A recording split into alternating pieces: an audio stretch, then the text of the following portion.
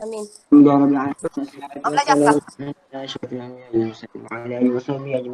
اللهم افتح علينا وانشر علينا من خزائن رحمتك يا ارحم الراحمين. رب اشرح لي صدري ويسر لي امري واحلل عقدة من لساني يفقهوا قولي. Amin. ربنا آتنا في الدنيا حسنة وفي الآخرة حسنة Sana. وقنا عذاب النار. صلى الله على سيدنا Sayyidina محمد Muhammad وعلى wa آله ala alihi wasallam. الحمد لله رب العالمين. Amin. Okey, kita mulakan. Alright. So, hari ni kita آمين. cerita Amin. So, kita cerita pendek tau. Kita nak cerita pasal mikroorganisma. So, bila awak cerita pasal mikroorganisma, yang saya perasan semalam ramai yang ada confuse pasal yang ni tau. Bila kita kata pasal pengkelasan organisma, pengelasan saya bahasa Melayu ni kurang sikit lah. Pengelasan mikroorganisma, kita ada 5. So yang semalam kita belajar pengelasan mikroorganisma, kita ada apa? Ada, okay, so pengelasan kita ada 5. Apa dia? Kita semalam refresh. Semalam kita ada apa? Kita belajar apa? Bakteria, protozoa. Yes, bakteria. Ini nama kelas dia tau. Protozoa. Cikgu accept dah. Protozoa. Alga. Zoa. Kita ada alga. Virus. Pandainya virus. Lagi satu? Fungi kan? Fungi. Fungi. Okey. Cikgu tak accept. Nangis dia orang. Okey. Dah. Dengan fungi. So, kalaulah macam ni tau. Fungi, saya ambil satu contoh bakteria. Semalam, kita ada satu yang saya lupa nak cerita. Dalam bakteria ni, kita ada satu community bakteria yang kita panggil dia sebagai flora normal. Flora normal ni letaknya adalah dalam usus manusia. So, flora normal ni adalah senang kata macam community bakteria. Community bakteria. So, banyak bakteria duduk dalam perut awak. So, bakteria ni adalah bakteria yang baik. Bakteria ni boleh tolong awak hasilkan vitamin. Contohnya adalah vitamin K. So senang kata tak semua bakteria jahat. Ada bakteria yang baik. Contoh bakteria yang paling famous dalam perut awak. Jangan salah jangan salah sebut tau. Ejaan dia adalah E. coli. Okay. So sebut je K tau. So E. coli. So basically ini adalah contoh bakteria. So senang kata bakteria ni banyak bakteria yang baik. Okay, protozoa. Apakah contoh protozoa? Dia ada protozoa yang macam adik-beradik tu. Apakah contoh protozoa? Amoeba. Lagi? Paramecium. Ada lagi tak? Lagi? Ada tak? Dia macam ada 3 kan? Amoeba, paramecium, Euglena. Bukan. Euglena masuk sini tak? Tak. Yang 2 ni kot. Okay. Now, kalau fungi ada 2. Ingat tak? Fungi satu yang besar, satu yang kecil. Yang unicell. Satu adalah Muko dengan yeast. Yes, unicell. Satu lagi adalah multicell. Apakah itu multi? Multi ni many, banyak sel. So biasanya dia boleh dilihat dengan mata kasar. Contohnya dekat roti. Dekat roti apa? Dekat roti Muko. apa? Muko. Kalau yang nak buat yeast. Donat tu adalah yeast. So ini adalah yeast. So fungi ni unicell dengan multicell. So unicell ni satu sel. Maksudnya kita tak boleh tengok dengan mata kasar. Tapi kalau multicell, contohnya multicell, macam kulat dekat roti yang dah expired tu, awak tak payah tengok bawah mikroskop, kita dah boleh nampak. So itu adalah juga kulat. So kulat lain sebenarnya adalah bahagian multicell ni, contohnya cendawan. Cendawan juga adalah kulat. Cendawan besar kan, so kita tak payah tengok bawah mikroskop. Lepas tu kita ada alga. Apakah contoh alga? Yang paling famous sekali. Alga ni susah nak sebut. Dia start Lumut. macam lumut. Yes, betul. Tapi nama dia start huruf S. Lepas tu P. Spirogyra. Ya, Spirogyra. Okay, so ini adalah contoh-contoh dia. So virus yang paling famous sekarang adalah COVID-19. So nampak tak? So semalam yang saya perasan ada kawan awak buat silap. Dia bila saya kata kelas mikroorganisma, awak sebut amoeba dengan paramecium. Amoeba dengan paramecium ni adalah contoh. This one adalah example, contoh.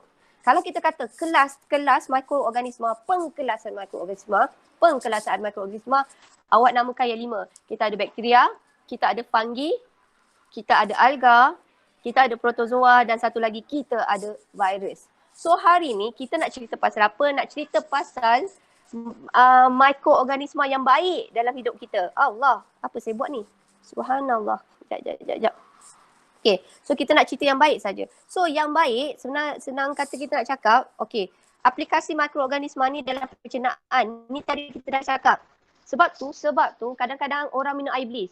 Kalaulah katakanlah, contoh, kalaulah awak kena cerit berit tau. Lepas cerit berit adalah sangat digalakkan awak minum air bilis ke, awak minum air yogurt ke, contoh yogurt apa bukan yogurt. Apa tu korang suka, budak kecil suka minum? Macam air Vitagen tu. Yakult Ribena je ke? Bukan. Dia masam-masam sikit. Ribena. Yakult Vitagen. So, Ribena tu ada vitamin C je. So sebenarnya awak tahu tak yang awak minum air Vitagen, air Yakult tu sebenarnya adalah air tu nak bagi biak mikroorganisma. Awak minum air tu nanti ada banyak mikroorganisma yang boleh hidup dalam perut awak, dalam usus besar awak. Tapi mikroorganisma tu adalah mikroorganisma yang baik. Senang kata macam ni, bila korang kena cerit berit yang teruk, banyak mikroorganisma yang baik yang berguna kat badan kita akan terus mati tau. Akan mati sama. So macam mana awak nak hidupkan balik mikroorganisma yang baik dalam perut awak, dalam usus awak. Actually lepas cerit berit, saya cadangkan awak minum air Bliss. Perempuan suka Bliss kot. Bliss, laki korang minum tak air Bliss? Saya selalu tengok nampak budak perempuan je minum Bliss. Laki ada minum air Bliss tak? Bliss. Yogurt tu. Kadang-kadang. Kadang-kadang. Oh, okey lah. Alright, so basically kalau lepas cerit berit korang minum air tu bagus sebab awak akan menggalakkan pertumbuhan mikroorganisma. Macam Vitagen. Kenapa budak kecil selalu disuruh minum air Vitagen? Sebab budak kecil, usus dia tak ada banyak mikroorganisma. Sebab tu bukan dipaksa, dia orang tu minum air tu lah. Saya rasa ada tak orang budak-budak besar minum Vitagen? Selalu macam budak-budak kecil je beli Vitagen ni. Korang minum Vitagen lagi tak? Minum. Oh, Sorok-sorok sikit. Oh, sorok-sorok sikit. So, itu adalah bakteria yang baik. So, itu kita panggil dia sebagai flora normal tau. Okay, lepas tu kita ada proses perebutan. So, proses perebutan ni kita perlukan bakteria. So, bakteria ni adalah mikroorganisma yang paling banyak fungsi kat dalam muka bumi ni. So, kalaulah tanpa bakteria pengurai dan juga fungi ni, saprofit, awak akan perasan lebih banyak bangkai yang ada. Maksudnya kalau awak nampak ada katakanlah kucing mati tepi jalan kan. Kalaulah lepas 2-3 minggu atau 2-3 bulan awak akan nampak lama-lama dia akan terurai, dia tinggal dia punya tulang je kan. So yang itu adalah kerja bakteria pengurai. So macam saya cakap semalam, besok kalau kita mati semua kita akan jadi balik bahan organik. So yang uraikan kita tu adalah siapa? Adalah bakteria dan juga fungi. Haziq, masuk. Alright, so perubatan. So dalam perubatan ni kita ada penghasilan untuk antibiotik dan juga antikulat. Antikulat ni adalah penyakit macam ni, tahu tak? Penyakit yang disebabkan oleh kulat adalah panau dan juga satu lagi kurap. So biasanya kalau orang kena panau dengan kurap, kita akan pakai antikulat. So sebenarnya panau tu sebenarnya disebabkan oleh pertumbuhan kulat. Okay, dia bukan pasal awak tengah hari basuh muka and then boleh kena panau. Tak, panau adalah pertumbuhan kulat. Therefore, nak cepat baik awak kena letak makan ubat yang anti kulat. Bukan, dia ubat sapu. Vaksin. Paling famous kan sekarang. Okay, so vaksin ni, okay. Vaksin ni sebenarnya kita nak cakap kenapa kita kena pakai suntik vaksin. Macam sekarang kan dia punya argument. Vaksin ni semua adalah bahaya. Dia adalah side effect whatsoever, takut apa-apa jadi. So kalau lah awak untuk saya, awak sokong vaksin ke awak tak suka vaksin? Awak suka vaksin ke awak tak suka vaksin? Tak suka. Tak suka. Okay, kalau tak suka, kenapa awak tak suka Humairah? Tak tahu. Okay, now untuk saya vaksin ni bagi saya ini adalah hak individu. Okay, saya cuma bercakap untuk dari segi apa yang saya tahu macam mana vaksin tu berfungsi. Nah, vaksin ni berfungsi sebenarnya macam ni tau, kita macam main tipu. Kalau lah orang kena COVID-19 sekarang, kita bayangkan virus yang attack kita adalah virus yang kuat. Cuba bayangkan virus tu kuat betul masuk dalam badan kita. So, bila dia masuk dalam badan kita, sel darah putih kita tu terpaksa bekerja kuat nak kalahkan COVID-19. Bila dah kalahkan COVID-19, kita sihat. So maksudnya untuk orang yang sistem pertahanan badannya yang kuat, kalau COVID-19 tu masuk dalam badan, dia tak ada masalah sebab sel darah putih dia boleh kalahkan virus COVID-19. Dia tak ada masalah. Tak ada masalah langsung. Sistem pertahanan badannya sangat kuat. Tetapi masalahnya kalaulah orang yang ada sistem pertahanan badannya lemah. Okey, bagi saya contoh. Siapa yang ada sistem pertahanan badan lemah? Orang yang macam mana ada sistem pertahanan badannya lemah? Senang jatuh sakit. Yes. Yang macam orang yang sakit. Contohnya adalah macam orang kena diabetes, orang yang memang ada penyakit kronik, ada orang penyakit jantung atau asma. Orang-orang yang ada masalah diabetes ke asma, sistem pertahanan badannya adalah lemah. So basically, bila COVID-19 masuk dalam badan dia, sel darah putih dia struggle tau, seksa nak kalahkan COVID-19. Okay? Kalaulah dia menang pun, mungkin dia menang tu cara seksa. Tapi kalau awak perasan COVID-19 ni kalau kena katakanlah awak ada experience dengan saudara mara yang kena COVID-19, awak tengok dia macam biasa je. Yang duduk kat MyApes tu kan, awak tengok dia macam biasa je. Lepas 14 hari, lepas 10 hari dia balik, dia okey je. So sebenarnya COVID-19 ni sebenarnya awak nak baik ni bergantung pada sistem pertahanan badan kita. Ada orang sistem pertahanan badan tu adalah sangat kuat. Ada orang sistem pertahanan badannya adalah sangat lemah. So sekarang sebenarnya kita nak cuba protect orang yang sistem pertahanan badannya adalah lemah. Contoh macam saya. Saya ada parents yang dah tua. Bapak saya ada diabetes. Tak, since saya pergi sekolah 22 Januari sampai sekarang saya tak salam dengan peluk bapak saya. Kenapa? Sebab saya takut saya pergi sekolah, saya jumpa ramai orang. And then saya tak tahu budak-budak ni ada COVID-19 ke tidak. Saya takut saya adalah pembawa. Apakah yang dimaksudkan pembawa? Pembawa tu saya tak sakit. Tapi badan saya ada virus tu. So kalau virus tu saya transfer kena ke ayah saya, yang sistem pertahanan badannya lemah, apa jadi dekat bapak saya? Apa jadi dekat ayah saya? Apa jadi dekat ayah saya? Sakit. Yes, ayah kita akan jadi sakit. So basically sebenarnya kita jaga SOP, kita jaga zaman COVID ni, kita jaga SOP ni untuk siapa? Sebenarnya bukan kita jaga untuk diri kita. Kita cuba nak protect orang yang kita sayang tetapi mempunyai sistem pertahanan badannya yang lemah. Kalau kita tak ada masalah, kita takut orang-orang yang dah tua. So sebab tu kalaulah orang-orang katakanlah vaksin ni sebenarnya kita main tipu, kita nak bayangkan macam ni. Bila kita suntik dalam badan kita, COVID-19 yang awak masukkan dalam badan tu COVID-19 yang dah mati. Bila COVID-19 yang dah mati, bayangkan sel darah putih tu, senang tak nak pergi kalahkan COVID-19 tu? Senang tak? Senang tak kita nak menang? Senang tak nak menang? Senang. Okay, macam ni tau. Sel darah putih kita akan hasilkan antibody. Antibody tu yang akan lawan COVID-19. Bila antibody tu lawan COVID-19, dah menang, kita dah bebas daripada penyakit. Kalau kita suntik vaksin, kita main tipu. Yang kita suntik dalam badan kita tu adalah mikroorganisma atau benda asing yang dah mati, lemah. So kita suruh sel darah putih kita hasilkan antibody untuk kalahkan orang yang dah lemah. So basically bila kita kalahkan orang yang dah lemah, maksudnya dekat sini awak tak payah sakit teruk sampai kena masuk ICU. Badan kita dah boleh hasilkan antibody. Badan kita boleh jadi kebal. So itu adalah fungsi vaksin. So fungsi vaksin ni adalah kita nak paksa sel darah putih kita hasilkan antibody. Tetapi pada masa yang sama, antibody kita tu senang nak kalahkan vaksin tu. Senang nak kalahkan COVID-19 tu. So basically awak tak perlu sakit teruk untuk lawan penyakit tu. So itu adalah fungsi vaksin. Tahukah awak semuanya ni sebenarnya telah divaksin. Kalaulah awak takut dengan vaksin, awak cuba tanya mak awak. Masa awak umur daripada baby sampai awak 2 tahun, mak awak bawa tak awak pergi klinik kesihatan, pergi cocok? Saya pergi sendiri. Weh, 2 tahun. Astaghfirullahalazim. Kalau nak buat drama, agak-agak lah awak punya drama. Astaghfirullah. 2 tahun awak tahu apa? Nyampah. So basically yang you guys kata korang takut pasal vaksin adalah benda yang, tapi saya faham kenapa korang takut. Sebabnya satu benda tu is too fast. Faham tak? Pembuatan vaksin COVID-19 ni ambil masa dalam masa setahun saja kot. Betul tak? So basically orang punya takut tu saya boleh faham. Tapi awak jangan risau macam ni tau. Ini macam tiba-tiba duta vaksin pula kan. Vaksin COVID-19 ni ada 5 jenis tau. 5 jenis. Yang awak tengok dekat TV, yang tengok kat TV side effect vaksin-vaksin tu, sebenarnya bukan vaksin yang kita ambil dari Malaysia punya. So, kalaulah awak takut vaksin, awak jangan try Google. Cuba tanya orang yang arif. Maksud saya, kalau saya nak tanya pasal agama, saya cari ustaz.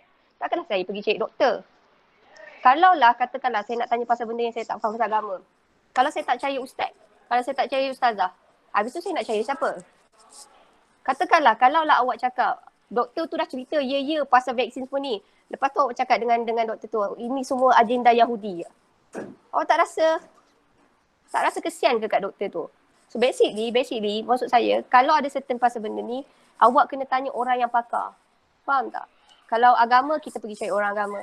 Kalau katakanlah awak ada, katakanlah motor awak rosak, takkanlah awak pergi kedai mamak. Betul tak hadis? Kalau motor rosak, kena bawa pergi mana? Motor rosak kena bawa pergi mana? Ya, pandai pun. So basically, konsep dia yang saya nak cerita adalah sama begitu. Kalau awak tak confident, awak nak tahu pasal vaksin, tanya doktor, tanya orang yang pakar. Jangan tengok daripada just Google begitu. Dan cuma saya nak clearkan kat sini, vaksin yang ada dekat COVID-19 ni ada 5 jenis.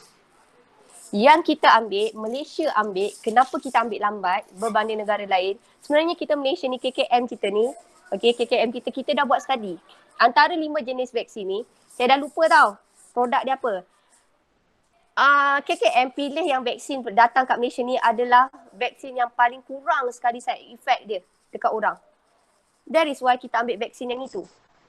So ada vaksin-vaksin yang lain. So kalau awak tengok ada vaksin yang kata side effect, awak cuba tengok vaksin tu adalah daripada mana.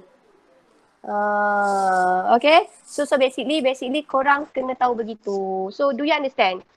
Boleh tak? Saya nak clearkan pasal vaksin sebabnya bukan awak je tau. Bukan awak je yang confuse pasal vaksin. Actually cikgu pun sama. Antara ada certain orang profesional pun dia rasa macam vaksin ni ada benda yang tak elok.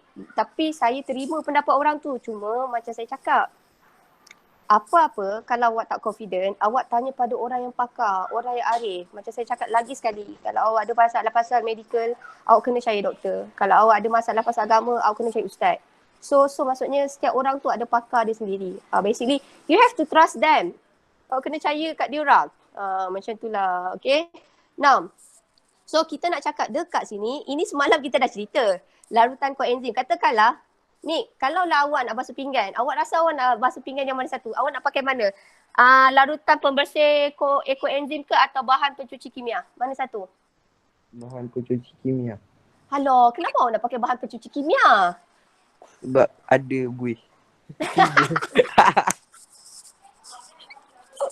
Buih, okey, faham. Saya pun suka buih kalau basuh pinggan tu lagi banyak. Okey, tapi sebenarnya buih banyak-banyak ni kalau kat kedai makan ni tak elok tau. Sebab buih tu dia ada surfactant yang boleh menyumbatkan saliran. So senang kata kita ada satu ini secara semula jadi. Organik lah semula jadi. Satu lagi adalah pembersih pakai pencuci kimia. So kalau dari sini dia nak promote sebenarnya nanti kan ni ajak Cikgu Farizan suruh buat satu ni larutan pembersih koenzim. Larutan pembersih koenzim ni adalah penapaian. Penapaian tu kita pakai yeast. So awak ambil kulit pisang, kulit sayur-sayur, awak masukkan dalam bekas, lepas tu awak letak yeast. Lepas tu awak biarkan dia. Lepas tu kita pakai yang ni, tengok ni ha. Ini kulit-kulit ni semua letak yeast, bau dia tak sedap sikit lah kan. Tapi dia kata kalau kita letak ni kita tak payah sengkal kuat-kuat, dia punya bahan kotoran dia senang hilang.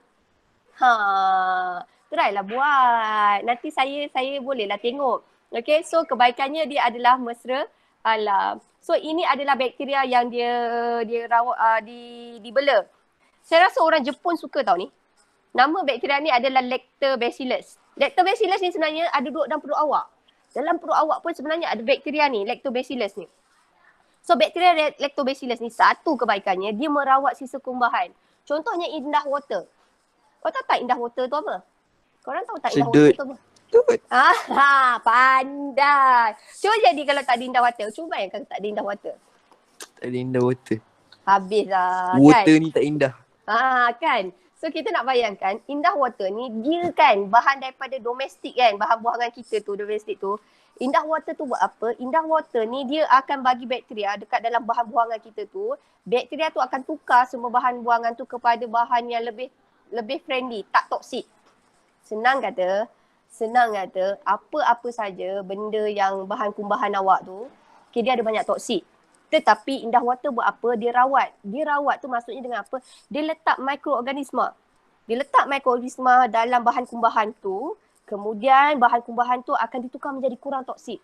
So bila bahan kumbahan tu kita alirkan dia ke air, dia tak mencemarkan alam sekitar. So itu adalah kepentingan indah water. Kalau tak ada indah water, kita nak bayangkan banyak mikroorganisma yang bahaya yang boleh terbebas masuk ke dalam kita punya sungai atau parit. So itu adalah fungsi indah water. So kesimpulannya korang kenalah bayar indah water. Sikit je indah water ni. Okay, now so koenzim. So apakah itu kegunaan mikroorganisma? Kegunaan mikroorganisma adalah menghasilkan koenzim. Contohnya ni tadi yang nak buat pencuci pinggan mangkuk.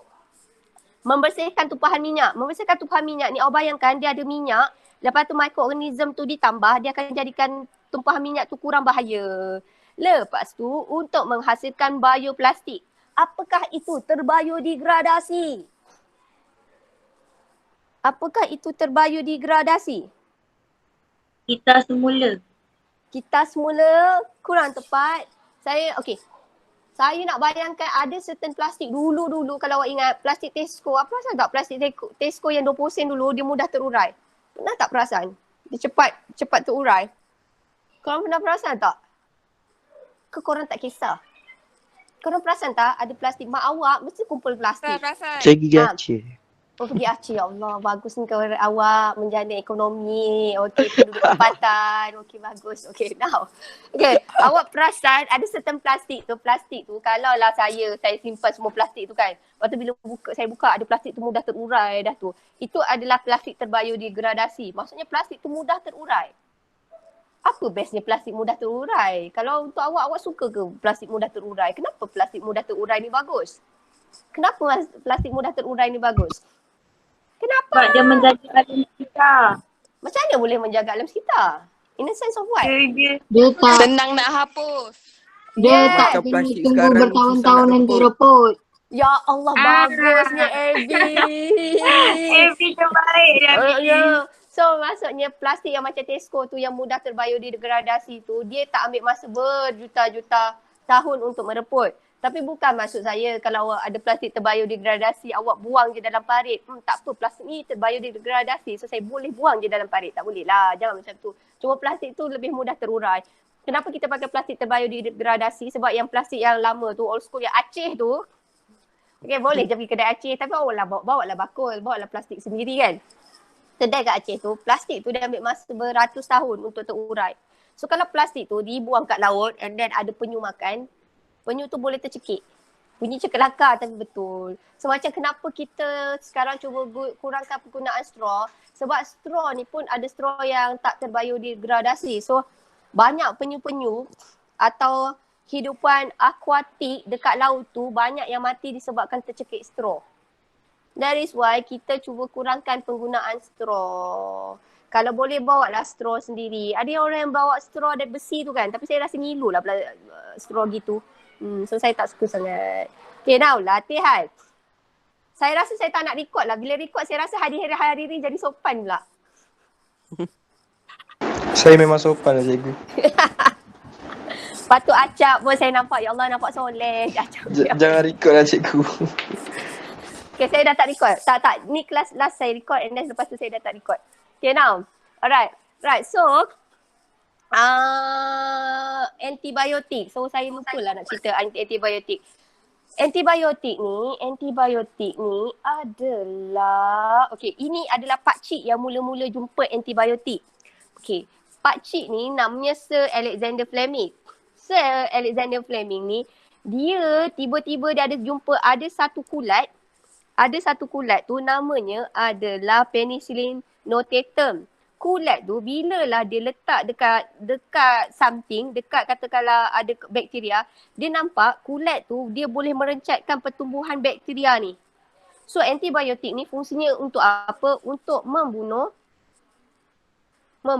bakteria. So fungsi antibiotik adalah untuk membunuh bakteria. So kita ada kat sini. So soalan. Okay, apakah mikroorganisma yang digunakan untuk menghasilkan antibiotik? Bakteria. Ya, very good. Bakteria. Okay, disebabkan Nick yang baik hati jawab dulu kan. Nick, pilih seorang untuk jawab soalan nombor 2. Hadis. Hadi Hariri. Kau memang kan? Vaksin Sabar jap. Sekejap cikgu. Kau tak ambil buku, aku dah tahu dah. Hadi bawa kat mana? Kedai mamak lagi ke? Tak, dah balik dah. Tadi dia lambat sebab saya tertidur kat mamak. Serius lah. Bukan tertidur kat mamak. Tertidur. Dia suka bawa mamak je. Saya tertidur cikgu. Acap pun tak kejut. Bongok kan dia. Astagfirullah. Macam mana kat mamak boleh tidur? Saya tak tahu lah. Tiba-tiba tertidur pula. Ya Allah, awak ni mudah tertidur kot. Okay. Saya jawapan. Hadi Hariri. Saya bagi awak satu. Start huruf B. Ya. B Hadi. B. Dah, ni nombor 2 Bakteria. Ya, bakteria. Dan saya tambah satu bakteria. Satu lagi adalah virus. Okay, nak hasilkan insulin. Awak sub kat seorang. Suruh seorang jawab. Awak nak siapa? Acap. Acap. Acap, menghasilkan insulin teka. Assalamualaikum. Waalaikumsalam. Okay. Saya baru buka buku Teka je. Tak. Teka. Teka. Teka je. Teka. Ada hint. Microorganism. Apa ni? Bagi hint sikit. Okay, dia adalah mikroorganisma yang paling banyak digunakan sekali. Yang banyak kegunaan dia. Takkan. Bak. Takkan bakteria lagi. Yelah. Oh ya. Yeah. Bakteria. Okay, pilih seorang Acap. Kita pilih lelaki je lah kali ni. Oh, tak kisah. Afiq. Oh Afiq. Rindu. Afiq kalau Afiq malu, awak jawab pakai mesej, pakai chat pun boleh. Saya tak adalah ni sangat. Rindu suara. Ya Allah, yelah ketua kelas. Masih lagi ketua kelas ke? Masih. Alhamdulillah. Okey Afiq, lama tak dengar. Sihat ke? Afiq. Lau. Mana dia? Okey, sihat. Okey, Afiq, apa jawapan nombor 4? Ini pun adalah mikroorganism yang paling banyak digunakan. Dia ada duduk dekat perut. Yes, ini adalah bakteria. So dekat perut lembu pun ada bakteria tau. Semua jawapannya bakteria je. Tak adalah. Tak, kebanyakan dia. Okey, teka. Afiq, teka lagi sekali nombor 5 ni. Teka. Dia banyak Bakteria digunakan. Ya, bakteria juga. Disebabkan senang ke Afiq. Nombor 6. Ini nak bagi reput. Yang saya kata ada bangkai kucing tepi jalan and then bangkai kucing tu lama dah tinggal tulang aja. So apa mikroorganism yang boleh menguraikan bangkai-bangkai tu semua? Semua jawapan bakteria je. Sama. Sabol.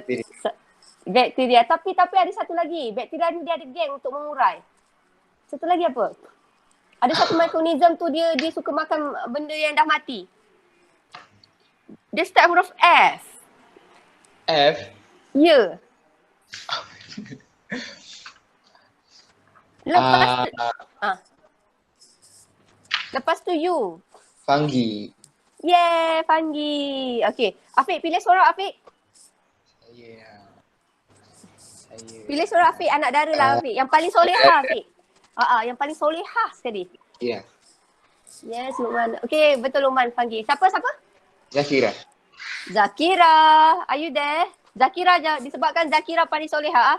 Zakira awak jawab soalan 7, 8, 9. Kakak. Ni apa Zakira?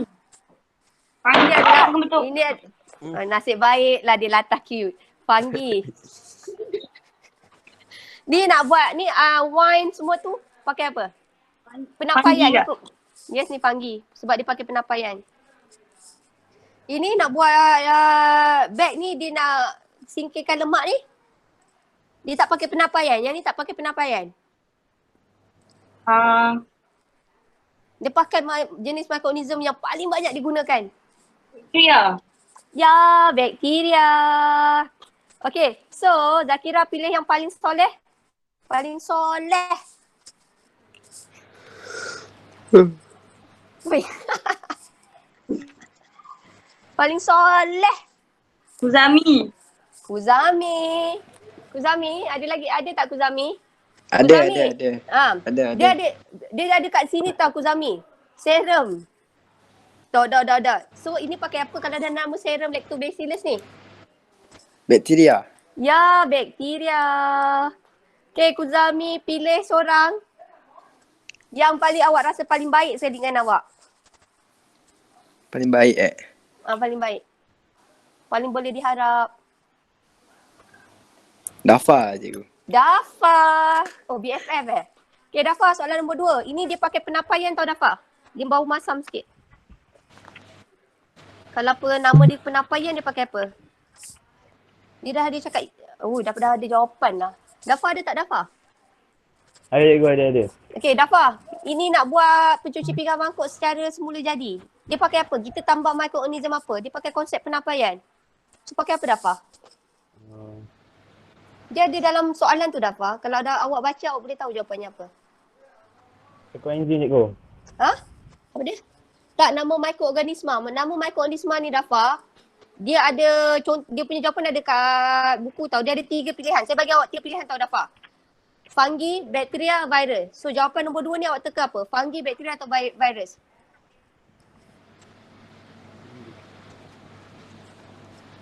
Dafa, dia ada dekat dalam soalan. Cuba, dekat dalam nota tu. So pakai apa? Saya ulang lagi sekali tau. Okay.